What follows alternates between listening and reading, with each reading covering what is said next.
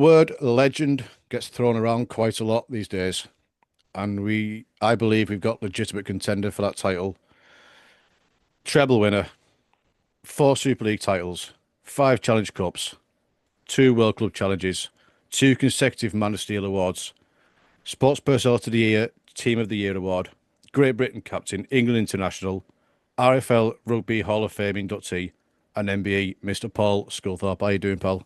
Well, Good mate, thank you. Thanks for the That that's was a, an introduction for you. that's some introduction, isn't it? It's brilliant. Get it all in Yeah, there, oh mate. good Yeah, mate. Yeah, no pleasure to join you. I appreciate you. Thank you very much for your time. So where do we start here? What made you fall in love with the sport of rugby league? I got made to fall in love with it, I'll be honest. Yeah. So obviously I grew up in Oldham. Um, I had as a kid I followed my eldest brother who was lately was into football. So I was following him.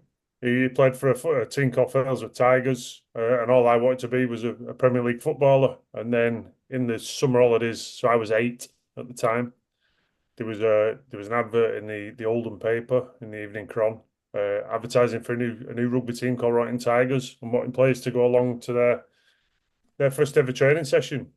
My younger brother Danny wanted to go, and I got told you're going with him. Uh, Keep an eye on him. and that was it, yeah. Do you know, I remember he was kicking and screaming all the way there. Didn't want to play rugby, and Imagine. pretty much from that first training session, I loved it. Took to it pretty well, and I was the middle one of three brothers, so I'd spent my life fighting and wrestling, and Yeah. Yeah, I So can you're only well imagine. prepared for rugby league. yeah, Yeah. it kind of As it fitted happens, well. I've just been reading Um, about that not long all ago. right, yeah, There we yeah, go. yeah. Yeah, so that So, that was it, and do you know what? I must admit, from that very first day, I was in. I loved it, and then later that year, I captained Great Manchester Youth League under. I think it was under nines, but I was 8. I always played the year above, so never up until 15, never played my own age group. Pretty much, always played the year above. So that's how I obviously ended up such good friends and close with Kieran and Longy. So that's where oh we yeah. played from county. But I was a school year younger than them boys, but I'd always played that age. So that's pretty much how it started. That's the first time that Greater Manchester Youth under nines is the first time I ever played alongside my old mate Adrian Morley as well. Wow. Oh Wow. yeah. Big Moss. Yeah, I'd say from reading the book, you sort of bounced around from community club to community club before you got to like representative level. Sort of climbed yourself up the ladder for that. Yeah, yeah. So yeah, played a couple of community clubs. Obviously, Waterhead's always been my club, but again, playing that year above. So it was Oldham Juniors. It was called at the time. But they disbanded at the young age, and I went with some of the guys who I played with over to Mayfield, over in Rochdale. But I must admit, I had a coach there, a guy called Howard Leach, who is still very, very influential to me. Some of the things he taught me at a young age were some of the traits that always stayed with me and kind of I used throughout my career. So he had a big impact on me, Howard, and then yeah, went over to back to Waterhead, and then ended up at Rosebridge in Wigan. Mm. Yeah, like you say, with the things that was instilled into you at a young age, that would be the cleaning of your own boots. Yeah, the Yeah. discipline kind of things, and it's funny. I was on about this the other day with my daughter. My wife was telling us when he'd never ever played every night before a game. And I think I was the only player that ever would never hand my boots into the kit man. I always took my own boots. I would never ever play a game, never ever throughout my career from junior level to the day I retired at Wembley. Would always clean my own boots night before a game.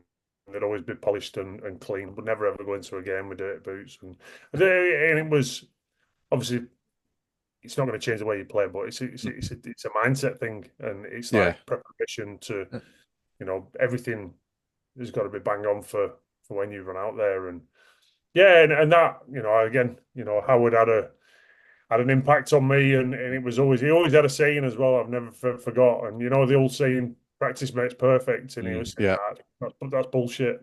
He went perfect, perfect practice makes perfect. That's it. Yeah. You Yeah, know, that's the you one. practice if you practice things at a level, you know that's how you improve and get better. And that was always one of his sayings that always stuck with me. Do you Yeah. think, I'll say, Paul, oh, that playing a year above was a help for you as well? I mean, I can imagine. I remember when I played junior. When you're a teenager, just 1 year above, lads can be so much bigger, Yeah, bigger than you. Do you reckon it helped you, like, because you were always a very real tough player? Do you reckon yeah, even early definitely. on that was a yeah? Yeah, it definitely did because I was always quite a big lad for me age group as Mm. well. So playing that year above, you know, I mentioned one there, Moz. He's the only man. It's funny, I always have a crack with Moz. He's the only man I know who's got sent off twice in the same game.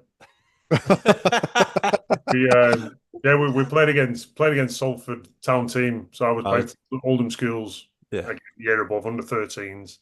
Moz was playing for Salford, and he got sent off for a typical Moz Yeah. Can swinging high imagine. tackle. Yeah, yeah, yeah. Like just watching a video. To be honest, he's put a piece out on thingy on the Mm. sending off for Great Britain, and yeah, he'd Mm. done that, and it was one of our coaches just said like, listen, I don't like lads stood on the sideline. He said, you know, let's have a word with him at half time, learn his lesson.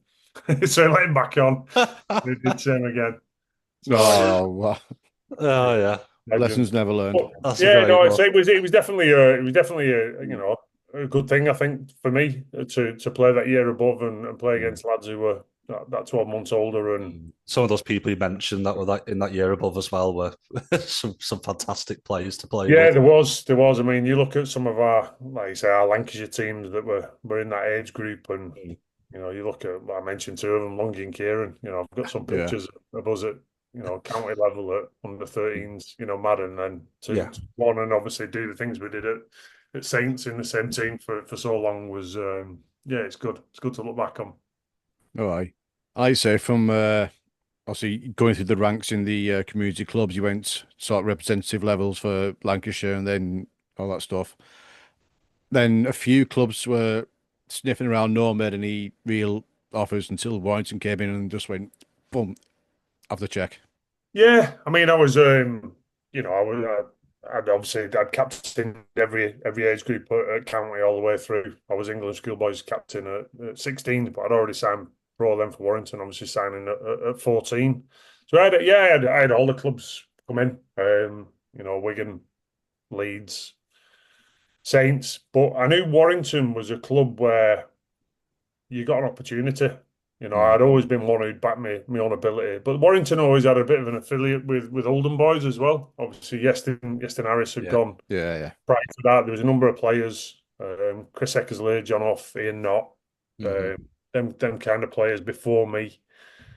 And I knew it was always a club that if you're good enough, you'll get your chance. And I was, saw that as an opportunity. I'd seen a lot of players, from years above go to likes of Wigan and not get that chance because these clubs wanted Mm. instant success and Yeah, would bring the Aussies in and not give these kids a chance. Where I'd always back my own ability and I thought if I go to Warrington, I'll play and then it's up to me. Then I yeah, can show what I can do. yeah. And Yeah. yeah, it worked. It worked perfect. I mean, with getting that chance at Warrington, do you think that the little things like cleaning your own boots, sorting your own kit out, keeping yourself accountable for your kit keeps you accountable on the pitch as well? Yeah, it does. You know what? Well, probably the biggest trait I've ever had is work ethic. I love training. I train now still at the level that I always trained at through my career. It's something I enjoy. A lot of the lads used to laugh at the kind of enjoying training Mm. and enjoying the hard stuff, the Mhm. stuff that takes you to a dark place. Yeah. Where you really. Yeah. And I always enjoyed that. I always enjoyed the challenge. But hence why I've Mm. probably done some of the stuff I've done since retiring because that's not something you can just switch off. That competitive edge, and that definitely stood me in good stead for my career because I think if you've got ability, I've known a lot of players with Mm. a lot of ability and probably more ability than me, but they didn't have commitment and the work ethic to go with it, and that'll get you a lot further than natural ability will. And I was going to say, I was just going to comment. I've seen a lot of those players at junior level myself, and I've played with a couple of them where they're very good on the pitch and they see training as just something you've got to get through, and then I enjoy playing. But I think the people at the very top, like yourself and others, I think you've got to have that mindset really of it's all part of the process. It's all something you need to put 100% into, and it's not just the thing you have to get through. It's something you've got to embrace. I think it depends on what you want to achieve. If you want to be a professional player, or if you want to be a Super League player, you can do that. It depends whether you want to be the best Super League player or you want to play for your country and you want to win things, up at team level and individuals. And that's what I wanted. I wanted to be the best. I didn't want to be just a professional player. So what comes with that, everybody to make it to that level has got ability. Makes the difference then is those who are willing to go that extra mile and work for it. And the little 1%, isn't it? Yeah, push the body to the limit. And I was willing to do that. I've always enjoyed that, and again, like it's, I don't need to do it now because I'm not playing, but I choose to do it because I like the challenge and I like how it makes you feel. Yeah. It gives you a better quality of life as well. If the body's healthy, the mind's healthy, then you're a happy person. Yeah, definitely. I know it's the best endorphins in the world is training, and obviously, for me, I've come out of the game pretty well, to be honest. I obviously well documented, I had a number of injuries on the last couple of years, but I think it's important when you retire to keep your body in good shape as well, because the injuries will catch up on you. And that's been the thing for me is keeping strong and keeping fit to keep them aches and pains away. Yeah, that's it. The movement's the best thing for anything like that. Yeah. So your time at Warrington before you joined Saints caught the attention of a certain very rich man who tried to groom you to the club in London. Yeah, it's a well documented story, but we need to hear it again. Yeah. So obviously, I asked for a move away from Warrington, and nothing against the club. The club are fantastic with me and everybody at the club, but they didn't kind of meet my ambition of wanting to win things. We sold yesterday to Leeds. If you've got ambition to challenge the likes of Wigan and Saints, you don't sell your best young players. And unfortunately, they had to do that because of financial restraints on the club. So I asked for a meeting with the chairman, who, a guy, I've got nothing but great things, a guy called Peter Hyam, who looked after me from that day I joined as a 14-year-old. And again, I explained this to him, and he appreciated my reasonings for doing it, and said obviously bluntly the sale of you will probably save the club from going bankrupt. And they put £1 million on my head at the time, which I think Newey was the record at 440. But transfers had pretty much gone because of the Bosman ruling. So it was whether somebody was willing to pay that. Anyway, I got an approach from London. It was. I must admit, when I got a call and he was saying, it was a guy called Brad Rosser, who was the chief exec of the Broncos. Just said, "Would you be willing to come and speak to us?" And then it was pretty much the day after. He said, "We're going to send a helicopter up for you, take you down, and show you all the facilities." And it's one way to go about it, isn't it? That's one way. If one way to impress someone, we'll send you a helicopter. I know, yeah. So that wasn't the best bit. It was when he said, "We're going to show you the stoop," obviously, where I'd played many times. I knew that. House in Richmond, where I'd live. He says, and then on to meet the man himself at his house in Holland Park for dinner. Wow. So it was a bit surreal. I don't think I had any intentions of. I don't think I had any intentions of signing. Not even when you saw the house. Not even for a second. No. So I mean, obviously, when on the phone, I lived in Oldham at the time, and when he said that, I had no intentions of signing for London, but I Yeah. remember getting off the phone and talking to my wife, and I said, "But we're definitely going Oh tomorrow." yeah. Yeah. Go for a little day out.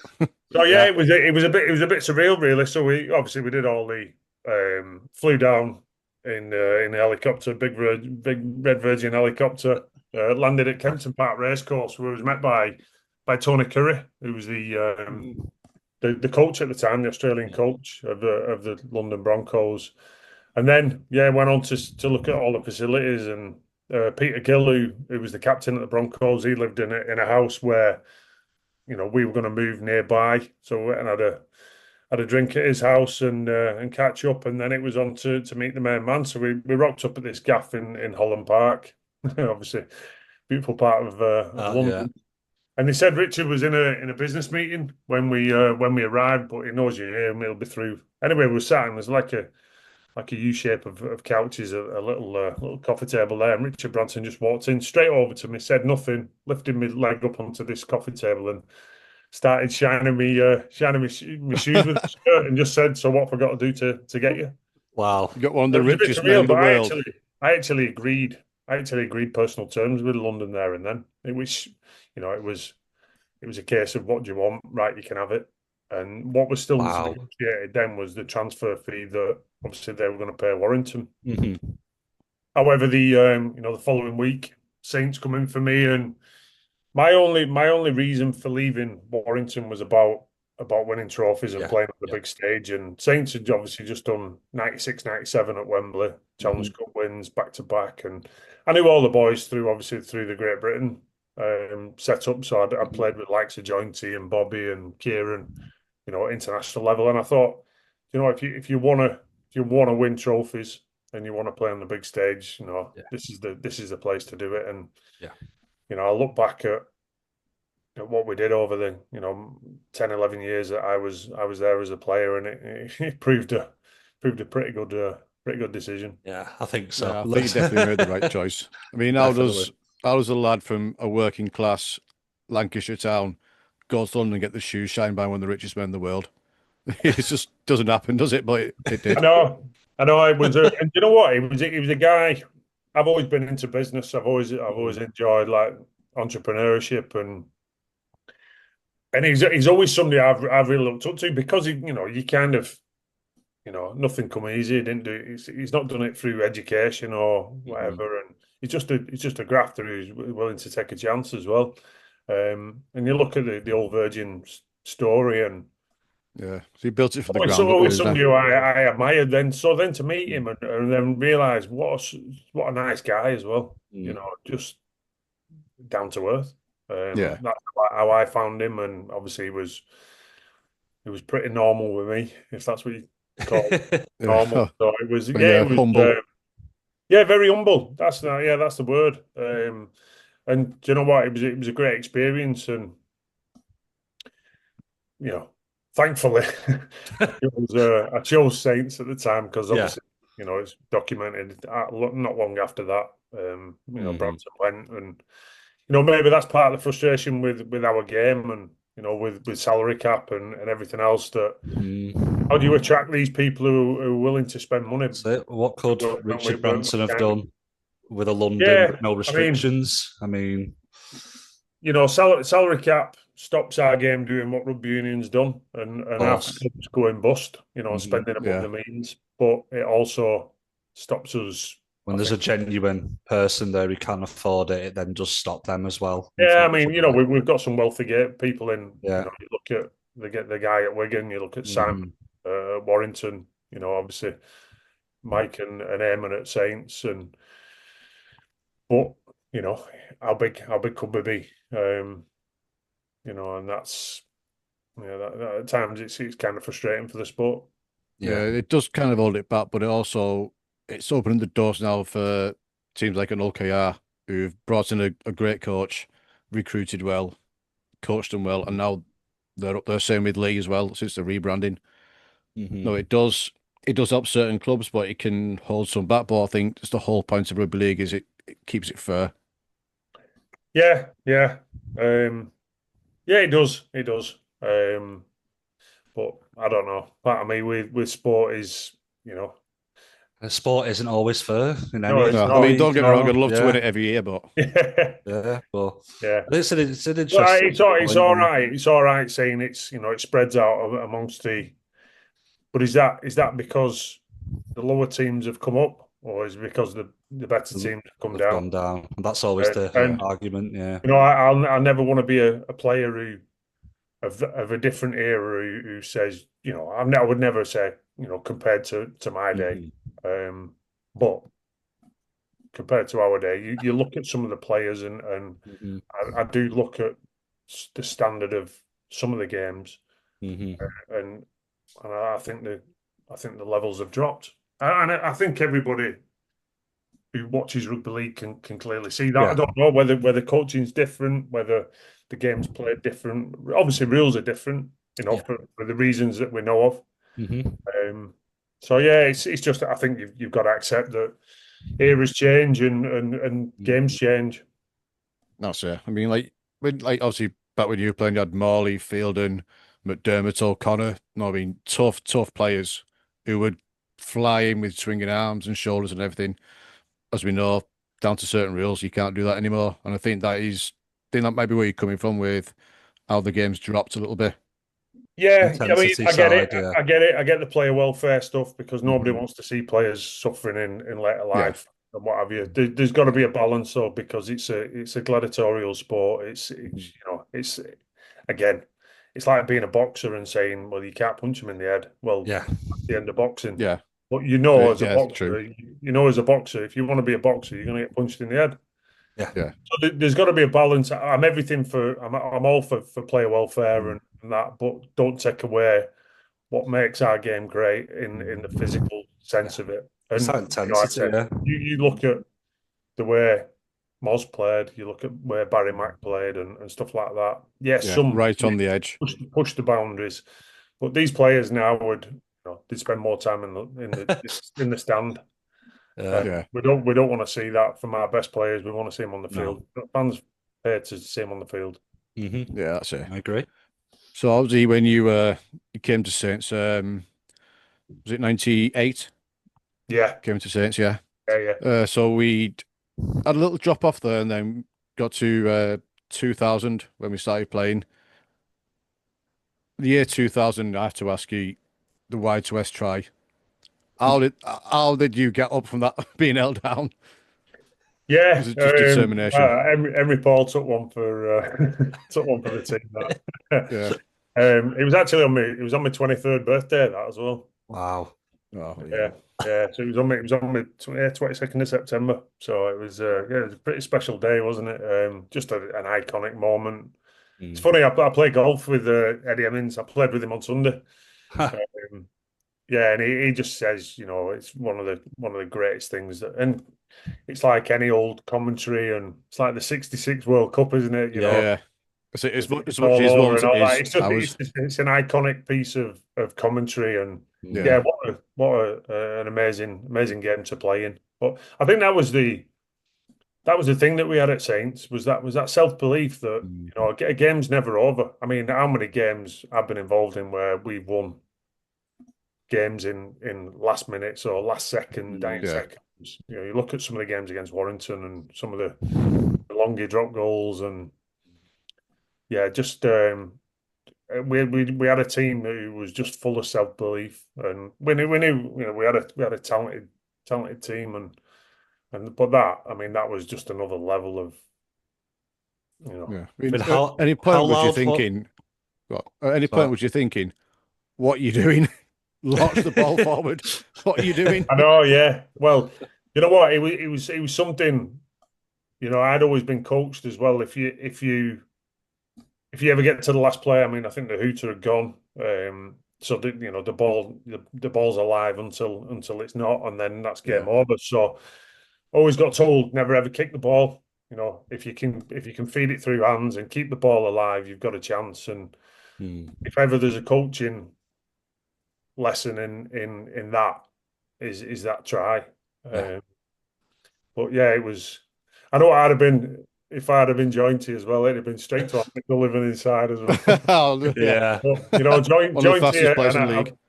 I must admit, Joint he was one of my favourite players. It was funny. I used to ball boy for Oldham when Jointy come through as an Oldham player, and always somebody I admired, and obviously became a very, very, very good friend of mine. And what a captain to learn from. Just the way he handled himself and the way he led with his own performance. And you look back at some of the games that we've played, and that was just one of the many big game tries that Jointy scored. Yeah. You look at grand finals, you look at World Club Challenge 2001. He scored some match winners. Well, I mean, what I find impressive as well is the way they back that up. So I believe it was a big win over Wigan in the next round of the playoffs, and then obviously go on to eventually beat Wigan again in the grand final. I mean, you wouldn't be surprised if some teams these days had that big moment and then just had nothing left, like in the tank afterwards. Like, what was the message after that? Because you must have felt like a grand final win, but obviously you had work to do still. So how did you stay grounded? Like during that? I think that was the mentality of the players that we had. Obviously it's hard to remember back exactly what happened and that, but I know from week to week. The thing is with us at Saints is, some of the games we struggled at weren't your Wigans, Bradfords, Leeds. It was when you go away to Salford or Wakefield, because, and we always said about it, St Helens coming to town was kind of their grand final. That was their big game where they knew, they were going to get challenged. So we always used to get the best of those teams. And if you're not up for it, because you're traveling to them kind of places, that's more than likely when you come unstuck. So getting up for, mate, if you can't get up for a Wigan game or certainly in a semi-final or a grand final, then there's something wrong. And I think those big games brought out the best of us as players. But yeah, it's coming off such a high like that. I just think it was the mentality of the players that we had. Yeah, just a special group, wasn't it? Especially mentality-wise. Yeah, rest up and repeat. That was it. Some playoff series the job anyway. still wasn't done. The job still wasn't done. You still had an even bigger job to do. Well, there's no point. Few months later. There's no point winning a quarter final or a semi final and not going in the job, because you get nothing for what is it, runner ups, first loser. Yeah, so that's it. It's we'd kind of set the standard. Obviously, 2000 as well. We were the first ones to back up a Super League back to back.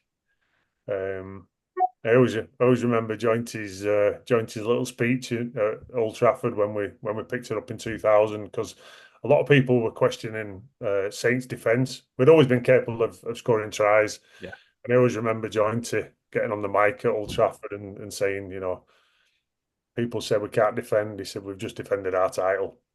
There you go. You can't argue with that. You can't argue with that. That's Jointy all over, Yeah. Oh, yeah. I mean, even after that grand final, a couple of months later, there was an even bigger job to do that you got done, the 2001 World Club Challenge. Now, I read was it the 2007, when you had the injury and you fought to come back. Which one meant the most, that one or the first ever one you've won? Yeah, I mean, 2007 was special because of coming back from injury, and I'd had very little involvement with the team. I think I went back into team training on the Tuesday, and then to play in that game, obviously come off the bench and have such an impact, scoring and kicking the goals and picking up the man of the match. But people always say, is it that's probably one of your best games. I've had a lot more influence on a lot more games than I have on actual what I did on the field in 2007. But I just think it was the case of coming back from such a long-term injury, 6 months not playing and doing nothing with the team, to then come back in such a special game. But 2001, I think, was special because it was the first one we'd won against the Aussies, and that Brisbane team was just laced with talent.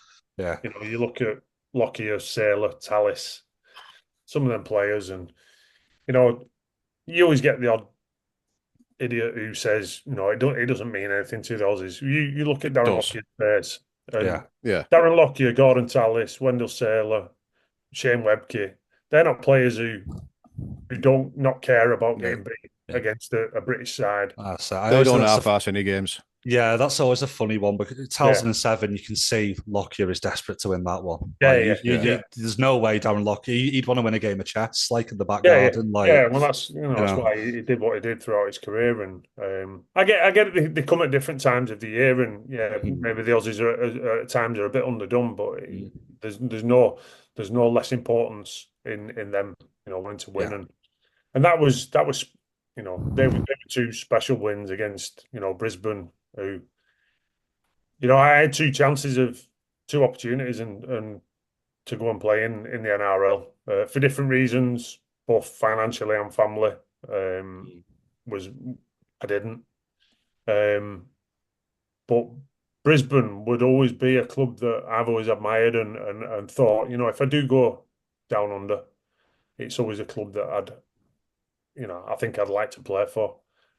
So to beat them twice, and some of the players, like I said, that unfortunately I'd had a few good outings at international level from a lot of the players. It was nice to get a couple back on them. Absolutely. Yeah. Well, all I can say is thank you selfishly for not going. That's very selfishly. Thanks for not going to the NRL because I don't think you'd have come back. I think you'd have wrapped it up there. So leading up to that 2007, the infamous treble of 2006 under, is it Danny Anderson? I mean, that was a special achievement. Can we call it a quadruple? Well, not apparently. Not according to Wigan. I think it's because obviously the World Club wasn't done in the calendar year, was it? It was.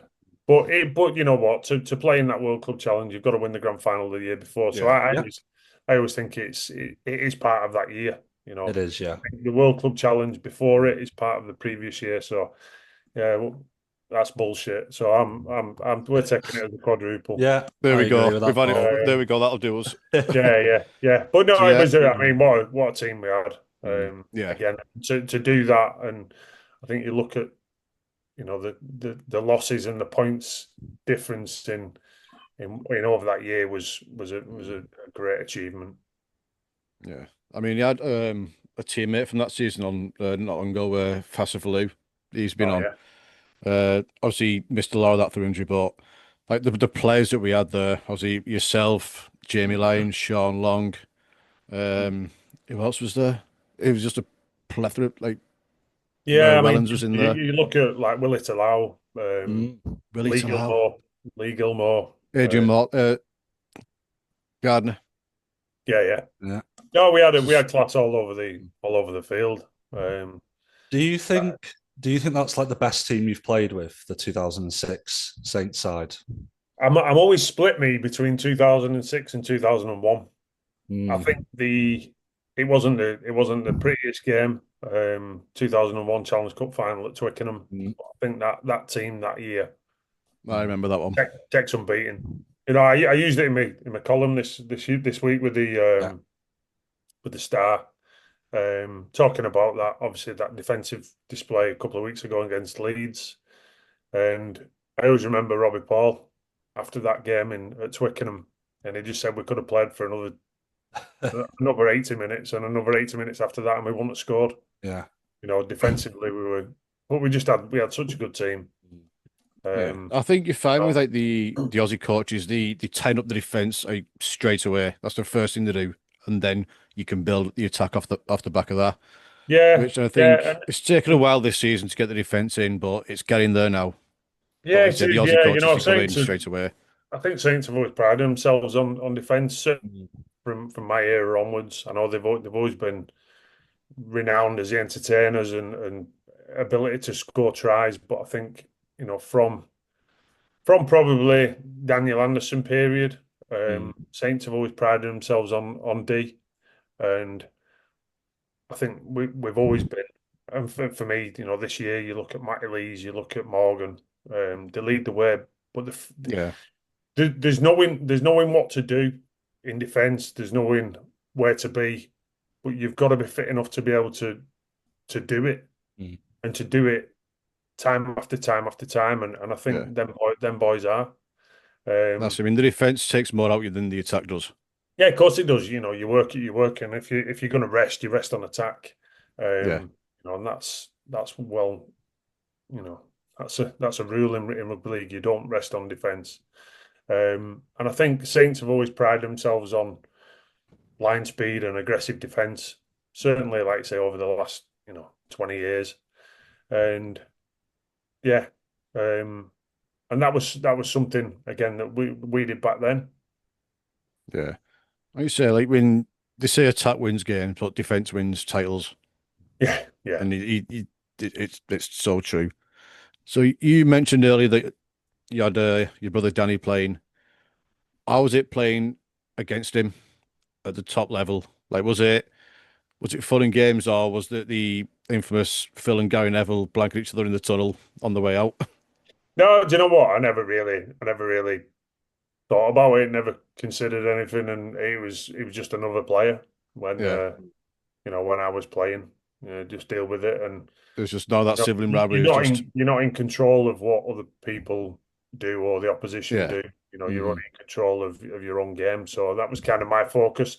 I was always very relaxed going into games. I had this conversation the other week. I wouldn't get changed up until 15, 20 minutes before warm up. I never had strapping, and I'd just be bouncing about or having a walk about and the old Knowles the road under the changing rooms where the gym was, passing the ball about and then get changed and go out and turn it on. If you're going up to if you're waiting to go onto the field to switch on, then it's you're not focused. And yeah, I knew what job was in hand. And again, once you cross that whitewash, you knew what you needed to do. So it was yeah, for me. It was just a thing of staying relaxed. Everybody's different, people. It was crazy. Like you look at Kieran Cunningham and the amount of games he's played, the experience he's got. We could be playing Rochdale in a Challenge Cup, and he'd be in the toilets being sick. yeah. Bloody hell. Um, and it's just that's kind of him. That's his Yeah. own match Yeah, yeah, preparation. That's his own mindset and kind of what he felt he needed to do. And then you get, myself and Longy who just didn't care. yeah, Just stay nice and relaxed. So yeah, it's very very different, and I think that's the great thing with team sport is that everyone's got different preparation. yeah. So I mean, having a very stellar club career, you also had a very good international career as well. A staple in the Great Britain squad to a point where you were named captain at one point. So how did that feel being named captain of your country? Yeah, it was something I wanted to do from a very young age, from deciding that I wanted to be a professional rugby league player. And again, I didn't want to just be there. I wanted to be the best, Yeah, and that was always something on my radar was to captain my country. And obviously I was vice under Faz for a number of years. Making my international debut at '96 on the Oceania tour, which was special. Making your international debut in Papua New Guinea was an experience. Yeah, that sounds cool. yeah, Yeah, it was very different. But yeah, got the captaincy in 2005. It too obviously it was a bit of a poison chalice for me, because that was when I was starting to struggle with injuries, and certainly my knee injury that kept me out of the series at the end of '05. So yeah, it wasn't something that I really got a good run at, but to be named captain and yeah. to have that That's on opportunity. a list of players as captain Great Britain. You're on the list, so that's the main Yeah, thing. yeah, and that was it. I knew I'd had a good international career, and whether you've got the captain's armband or you've not, it never changed the way I played, the way I spoke, the way I led. And I think that's what a lot of great players do. I had the captain's armband at Saints, but I played alongside some great leaders in Sean Long, Kieran Cunningham, Paul Wellens, Chris Joynt, who I learnt a lot from. And Chris Joynt always got me really involved in making decisions when he was captain. Yeah. And I think, learned me a lot of good lessons in what leadership is. Yeah. Also, I think, Ben, you've got a bit to add with the international stuff, haven't you? Yeah, just a few questions about the Great Britain days, and I mean the first one. Obviously, a few of these are going to be connected to the fact that the Ashes are back at the end of this year. Obviously, you had plenty of games against Australia, but you even managed to win some, which players can't say they have for a very long time. What was your favourite game you played against Australia? It could be because of the result, individual performance, but the one you go to when you think about the battles of the Aussies, what's your favourite one? Yeah, do you know what? I think as a player, it always brought out the best in me as a player individually. I know I've got some memorable moments. I've got some forgettable moments, as a team. And I think 2001, the first test at Huddersfield, obviously stands out. Yeah. We won that one, and I had a mega game and scored a couple of tries, a couple of drop goals. And any time to beat the Aussies, because they are the pinnacle. They are the leaders, and we've always been capable of beating the Aussies. And 2003 is a real bugbear for me. We lost 3-0 and we should have won 3-0. I say that was every game was just went their way. I mean, that must have been really gutting, because there's been some series, some games where you get blown away, but that didn't really happen there. It was just fell short 3 times in a row. That must have been I mean, I think was it all 75 minutes maybe in all 3 games we were winning. Yeah, we got beat. And you think back to that, is it a mentality thing? Because to do it 3 weeks running, is it a case of kind of we shut up shop and tried protecting a win rather than doing what we were doing right to have the lead in the first place? And is that a bit of a mentality thing? And obviously the Aussies, again, they'll always back their own ability and keep fighting. And they did, and they pulled 3 wins. But they were tough to take. I think we went over there in 2002. We played a one-off game, which was crazy. We played at Hull at the Boulevard with Saints on the Friday. We went straight from the Boulevard, jumped on a minibus straight to Manchester Airport to fly to Australia the morning after. It's not the most ideal preparation, is it? Trained all week, and then played the Aussies the following Saturday, right in the middle of a Super League season. I remember it was 12th of July.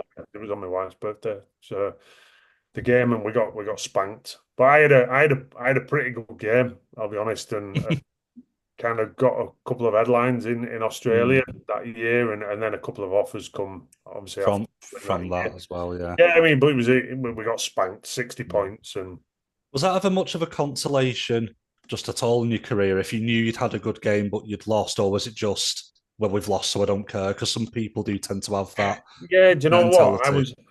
I was always one. I always think it was. I've played in some big wins where you think I've not had my best game, and that they're tough to take, even though you've got the win, because it's kind of your own, not your reputation, but your own personal pride as well.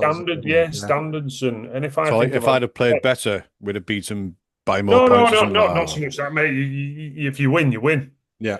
Game's forgotten. You've got the points, and you don't have to win by more. But it's your own performance and your own standards. And there's times where I've gone home like a bloody slapped ass, and we've won. Yeah. If you've made a couple of errors or whatever. Yeah. Again, but I've been on losing sides where I've gone home and I thought couldn't have done any more. I've had a good game. Yeah, we don't like losing, but you've been beat by a better side when you've given kind everything. of only in control of your own. That's it. Yeah, you can't. As I suppose, as long as you've done everything you could have. Yeah, I mean, obviously as a captain as well, you've got a say in what the team do as well, and but you can put that right, and I think we always had the players to be able to put that right. Yeah. We learned from the things we didn't do right, and usually we backed it up with a better performance the following week. And I'm always one for trying to be constructive as well. You can't change something that's not gone right. What you can do, you can influence the next time. And Yeah. and I think that's what we did. We was always, I've had some great coaches who have always been pretty good man managers in that sense. And I'm not one to sit and dwell on things that have happened, but make it better next time. And I think we did that. We definitely did that a lot. So yes, going back to the Aussies, you had a lot of battles with Aussie forwards during your playing career. A lot of tough guys that you had to play against. Who was, if you could, name one, the toughest Australian that you played against? Toughest Aussie, probably physically and I admired was Gordon Tallis. Played against Gordon for first time in what would have been 97 when we played 98, sorry. 97, 98, we played the Aussies at Wembley and then at Old Trafford and then at Ellen Road in a series. And he was kind of the best second rower in the game, and I was coming through. I played second row for GB. Obviously, Faz was 13 at the time. And somebody who I looked up to, but somebody who I always thought, do you know what? Yeah, he's tough. So go and look for him. It's the only sport in the world where I'm going after someone who's tougher the way. than me. Do you know what? If you want to beat somebody, don't hang back. Go and take it to him. Don't wait for him to take it to you, because he will do. And that's kind of what I did. And I kind of had a bit of a battle with Tallis in a couple of games. Just because of that, we both wanted to win. And he was somebody who I admired. A phenomenal player, and it was a shame that his career got cut short with injury. Yeah. I mean, I'll never forget that tackle in the Origin game. I can't remember who it was against, like the player where he just grabbed him by the collar, dragged him halfway across the pitch and threw him in touch. Yeah, Brett Hodgson, I think. That was the one, Brett Hodgson, yeah. Yeah. You can't get away with that now. Was he? No, I take more pleasure in watching him punch Terry O'Connor's face in. I don't know, Terry stood up too well, though, to be fair. No, do you know what? Terry's a good man, I don't mean it. Yeah. So just following on from that, we're talking about Australia, the Ashes. I just wanted to get your opinion. Obviously, I know we're England now, not Great Britain, but England/Great Britain has to beat Australia even in a one-off game for almost 20 odd years, whatever it is. Do you think England get at least one win in this Ashes series, and what do you think the full result of the series will be?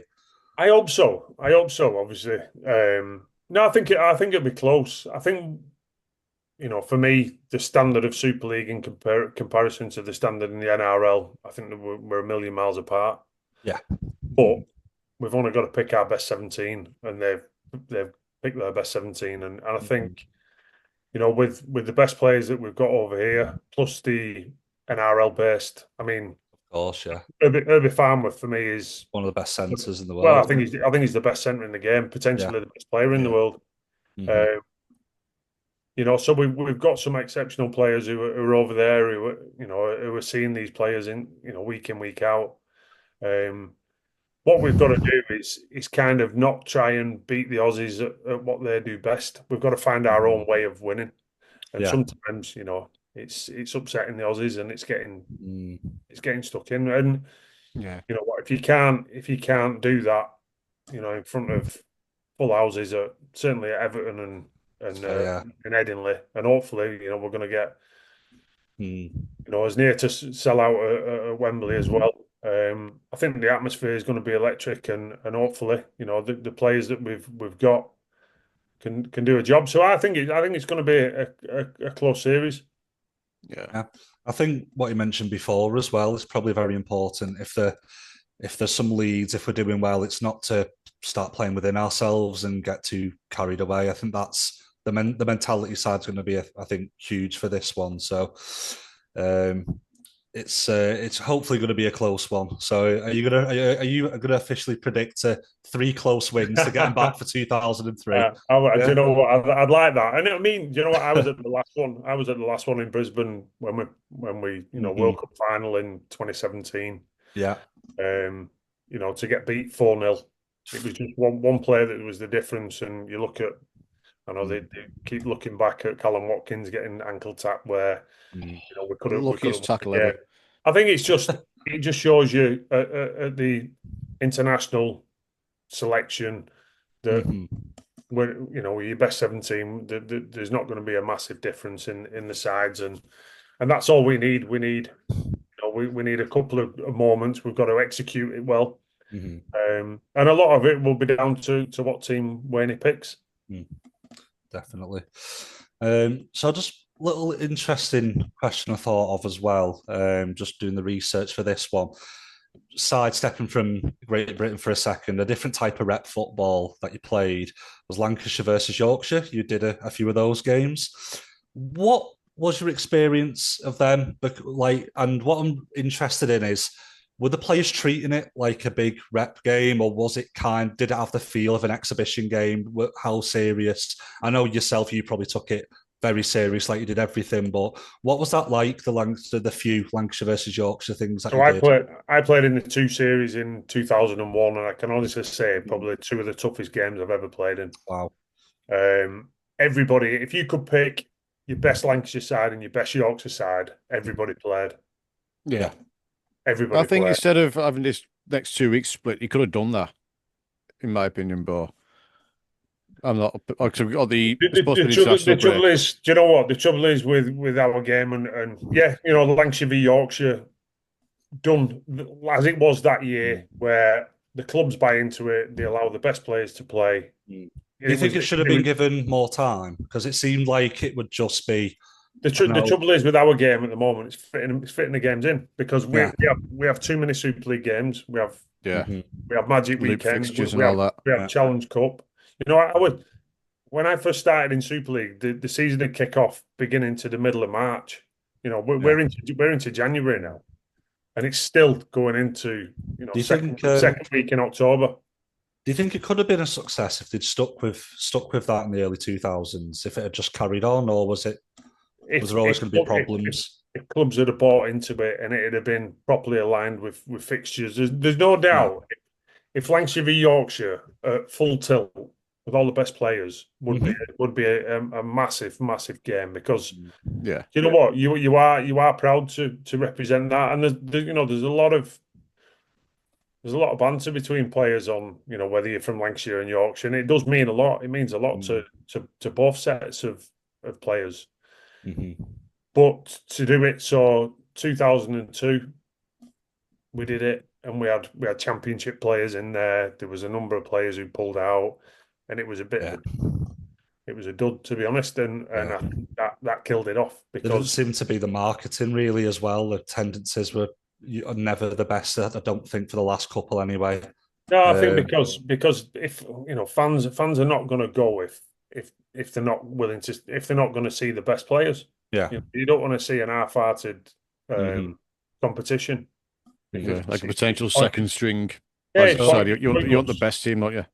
Yeah, it's pointless. So, but that 2001, we had 2 epic games and two really, really tough games. You look at the Lancashire setup. Myself, Moz, Faz. Against the likes of Jamie Peacock, Stuart Fielding, them kind of players, and it was they are great games. It was your best Great Britain players all going against each other. So, but it's a shame. But like I said, with the current fixtures that we have, and you look at your best players in the competition. So pick Jack Wellsby, having not been injured. He'd have started his season in January, and it'll finish mid to end of November. Which is crazy in the sport that we play. I know, it's just but it is what it is, and then you want to throw 2 more, origin games. It doesn't work. I think the NRL tend to have a better approach, don't they, in terms of the amount of games, and when players are playing state of origin, they just won't be playing for the clubs. All clubs sometimes do play them and they back up, but that's another thing though. But they've got strength and depth in the competition, the pool of players that they've got. We haven't, and plus we play more fixtures. Plus we've got a Challenge Cup. but And you think they've got the better game? yeah, I think we've definitely got it tougher over here. because I was just wondering if you think, with all the things you've mentioned, if it was done properly, would Lancashire versus Yorkshire be a good idea? Because it's always something that's brought up. It's been brought up a couple of years ago again. At academy level, it's still played. If it fit in the fixtures and clubs, everybody bought into it, clubs and players, there's no doubt it'd be a mega game. But I don't think you're ever going to get that, because priority for clubs, for coaches, for owners is their club games. And again, I suppose the argument is, in a league where we don't have first past the post, does it really matter that all your best players play every league game when you can finish fifth and become champions? I disagree when your job's on the line as a coach. That's fair enough. There's going to be times, you know what, if Hull KR are winning by the league by 8 points and they've got 3 league games left, I've no doubt Willie Peters would rest players. But that's not usually the case, and certainly in the middle of the season where these games would have to be. But again, it's fitting it in with Challenge Cup finals, with Magic Weekend, with grand finals. Where do you want fans to spend the money? And that's it. That's another question for obviously. Let's talk about that. That's a question for the RFL, I think. Yeah, absolutely. So yeah, after a lot of unfortunate injuries, you had to retire. But it didn't stop you. You've done a lot of charity work for the Steve Prescott Foundation, which, ironically enough, your brother's been announced for the Balls event next month. The boxing really intrigues me. How did you get into the boxing? I'd always trained boxing, so it's a passion of mine. It was actually the guy I trained with, one of the biggest influences on my career from about 11 years old was a guy at Waterhead Gym who was a pro boxer, pro rugby league player, a guy called Ken Wilson, who run the gym at Waterhead. And he kind of took me under his wing from a young age. And he was one who really, the training bug that I have now and that I always had through my career, and the work ethic and, willingness to push myself definitely came from Ken and his gym. And that was it was a mix of a rugby gym, but we used to do a lot of boxing there, and that kind of got me into boxing at a young age, and certainly got me techniques and what have you. Could definitely come in handy at certain points throughout my career. Yeah, but yeah, so definitely came handy with the scrap with Andy Farrell. Yeah, oh no. Which we since found out that he weren't having a go at you; it was someone else. Yeah, I know. No, I see. So I mean, that's a moment that comes up all the time. But, but imagine that's one of them. After the game, you're having a pint together. Yeah. Do you know what? Me and Faz have mutual respect for each other, and that's the great thing with rugby league. You cross that whitewash. It's about winning. It's about getting on top of your opposition, and sometimes whatever it takes, and that was I never thought, and no doubt Faz didn't either, about fighting with each other. It was just whatever happened in that moment, and that's it. Yeah. No, but he's a good friend of mine, and obviously great to see what he's done in he's done a lot. Done really well with rugby union. Yeah, I think we shouldn't shy away from what impact rugby league has had on rugby union. You look at all the levels, and I've played with a number of them players. Sean Woods, he's doing a great job at France. Faz, Mike Forshaw was at Wales. Obviously, Sinny's involved with England, but some of the players, George Ford, Owen Farrell, they've all learned to trade in rugby league, and obviously took a lot of that over to Jason Robinson as well, another one. Yeah, I mean, Robbo, well, he could have made it in any sport. He's just put him on the field. Just a freak. Freak of an athlete, and great bloke. I've actually spoken to him this week. So looking at doing some stuff together. So he's nice. Yeah, no, it's great to see. Yeah. So off the back of a fantastic playing career and your charity work, you were taken to the Palace for an MBE. How did that feel? Yeah, it was nice. I mean, you don't do it for that. You know, I think very, very fortunate to because I got it for services to rugby league and to charity. Obviously, Yeah, you know, rugby league you're getting paid for for doing something you love with your best mates every day. So Yeah. we're very fortunate to do that. And then the charity stuff, you know, that was just supporting a good friend and you know yeah, helping where you can. So you don't look for rewards, but you know when I got it, it was nice recognition for you know for what I'd done, you know, in both of them. Yeah, but nice to be able to take. You know, it's obviously took my wife who supported me throughout my career, and but be able to take my mum and dad as well because you know yeah, they'd never missed a game that I played in from being a young age all the way to through to the you know the end of my career, and for everything that they'd done, you know, everywhere they took us, you know, all the kit that they bought us as kids growing up to be able to do what we did, I think was great for them to be able to share that moment. yeah. Like I say, it must mean a lot. I mean, we finally got a knighthood in rugby league in Billy Boston, and very soon we're gonna have another one with Kevin Sinfield with everything that he's done for Rob Burrow and all that stuff. But yeah, I mean, Paul, I could sit here talking to you for hours, but we'll let you get on and see how things go with everything else. See how we get on with Yeah, the no, Aussies. no, no, a pleasure to join you, fellas. Yeah, thanks very No, much, Paul. really Much appreciate your time. appreciated. Yeah, No problem at all, guys. Right, you. thanks very much, and we'll be back later in the week for the usual weekly madness that we talk about. Yeah, Right, thanks everyone. see you later.